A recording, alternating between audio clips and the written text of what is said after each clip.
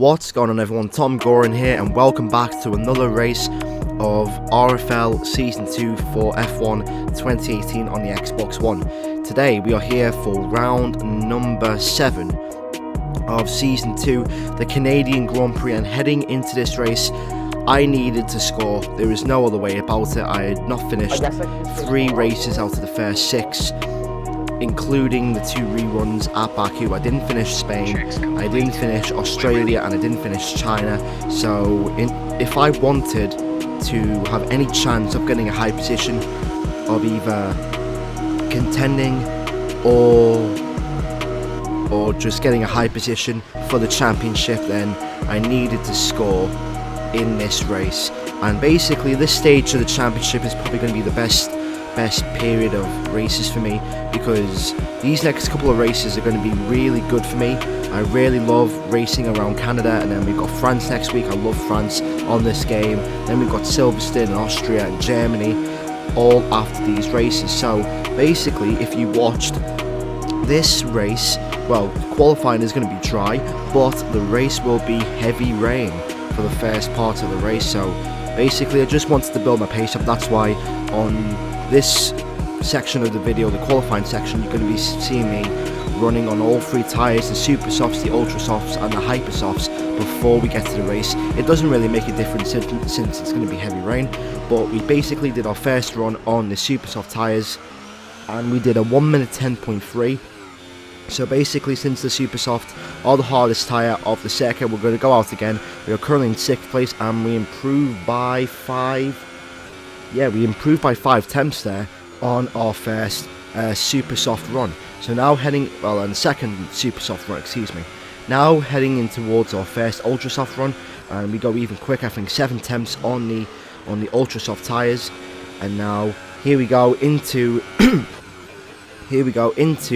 qualifying, the later stages of qualifying on the hyper soft tyre. We're down in 11th place, and considering it's going to be heavy rain for the race, I do not want to be qualifying anywhere near the back of the field, considering the drivers we have, and most of them can't really do well in heavy rain conditions. So basically, practice went really good. I didn't really get a full understanding of the race strategy, but I did get some full understanding on qualifying, mainly on ultras and hypers.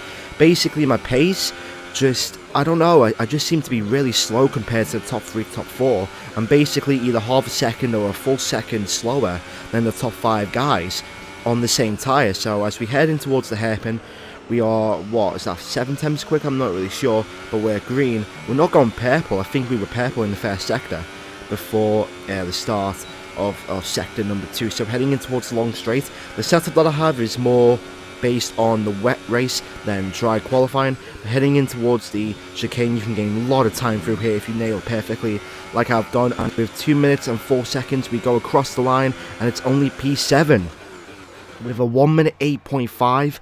As you can see, Antmaz gets his second pole position of the season.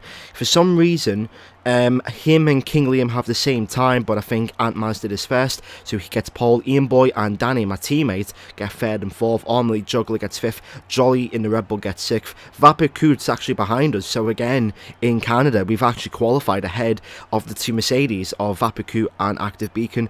Raw Rizzlers in 10th, and then Adam Lee in 12th place. So as you can see, for the start of the Canadian Grand Prix, it's actually heavy rain, but the thing is, the race is going to be dry towards the mid stages of the race. But watch out, because nearing the end of the race, it's going to be intermediate conditions again. So we should be in for a hell of a race, probably the race of the season, as we get ready for round number 7, the Canadian Grand Prix of RFL Season 2.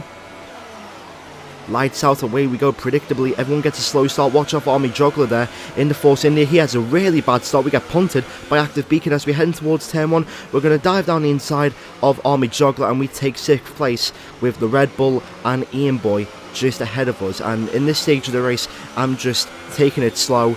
I do not want to crash on the first couple of corners of a long race like this. Heavy rain, and also it's Canada, so it's a narrow, tight circuit. Anything can happen as we head in towards the end of the first sector. King Liam actually is in the lead with Antmaz in second place. I think Danny got a jump start. If you watched on live stream, a teammate Danny got a jump start, so he's technically in third, but he's going to take his drive through penalty next lap. And as you can see, Jolly in 5th place and Ian Boy in 4th. So as we head in towards the hairpin, I'm just taking it real easy right now, just trying to get a feel for the conditions as my teammate Danny goes really wide. I think he broke like too late heading in towards the hairpin, and we've got the position. We're in 5th place for this race, but Danny is going to have a better run on us. I think everyone, when it comes to straight line speed, has a better setup, since I think their setup was based on a dry race, but it's heavy rain. So our setup wise, our car is set up for these conditions, but it won't always be this way. So we're going to have to do a good job of managing the tyres, managing the fuel, managing the ERS, and also changing our setup when it comes to front wing.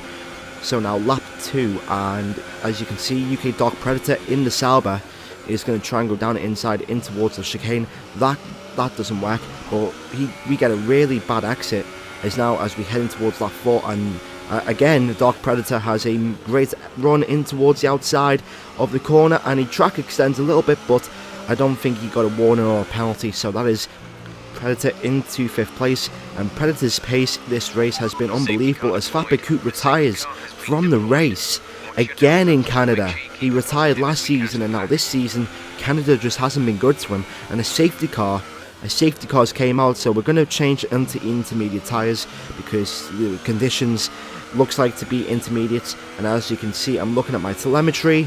Okay, slow down. The worst thing that could have happened has just happened. I was looking at my Delta and I was looking at my telemetry and the hub screen, trying to sort out my strategy for intermediate tyres, and then I didn't see UK Dark Predator come in, and then after that, bang, it was too late, nothing I could have done there. And we break our entire front wing, and I don't know if UK Dark Predator has any rear damage to the car. It doesn't seem like it. But basically, I was actually surprised because I was thinking that we was going to be at the back of the grid, but a lot of people pitted in at the wrong time. They pitted in 1 lap later for intermediates, and basically we're in P6. So as you can see, the safety car is in for the restart of the race, and we're in P6. So as we lose the back end there, we've got Jigglypuff in the Toro Rosso. He joined last minute. He didn't join qualifying, even though I sent him multiple invites. He didn't catch on. And now as you can see, the Ian Boy spins out. I think he got contact by Jigglypuff, and Jigglypuff has to slow down, and we get more front wing damage. And that is the story of our race. That's the story of our race. We had good pace, but just our consecutive mistakes just let us down. And as you can see, it's 3 abreast going in towards the chicane. It's Antmaz and Danny, and we have to go into the pits. We have to bottle out of it as we just make it, but Danny F31 makes the position, and Danny is now into P5 for this race. What a massive overtake that was. And to be honest, I was really nervous for that point in time, because like anything could have happened with being 3 abreast going into the chicane, and of course 3 abreast will not work. So of course with the front wing damage, I had to go into the pit lane, and as you can see, I'm down to 12, and now it probably will be 13th. Yes, it is, because Ian Boy pitted a lap before me. Now coming in for a 3rd pit stop 1 lap later, because now the intermediates don't work, because now the track's too dry. Now we have to go into dry tyres for the rest of the race, and we're going to have to go on super softs. So we're going to have to go, what, 20 something laps with this tyre. And to be honest, yeah, for like 50% of the race we were stuck in P13, and we had no one to blame but ourselves. We just made too many pit stops. But now, as you can see on lap 34, the beginning of lap 34, we've actually jumped some people, but we're coming in for a set of intermediate tyres. And this is what I've been talking about. The weather conditions in this race was absolutely just, it wasn't amazing, it was just mesmerising. They changed. This was like the 3rd weather condition. It was changed from heavy rain to inters to dries, now from dries to inters again. So this is our 4th stop.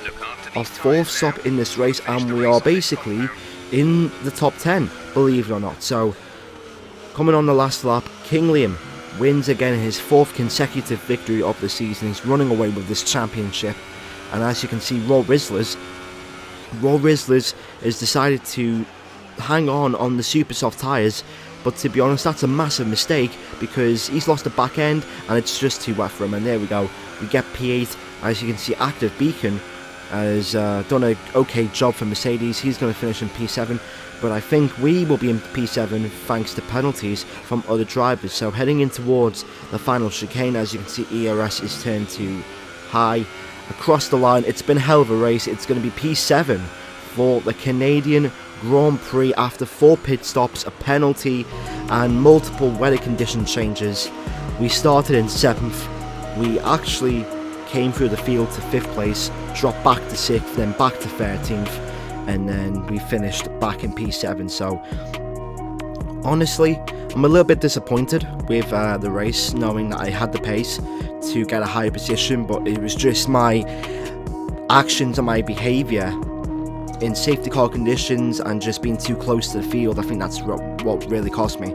If I never got that incident with UK Dark Predator, I think I could have challenged the podium today. I think I could have gotten Jolly and some of the others, and maybe later down in the race I could have gotten UK Dark Predator, but as you can see, King Liam wins with Danny coming in third. Jolly comes in second, so great result for him after the Monaco Grand Prix.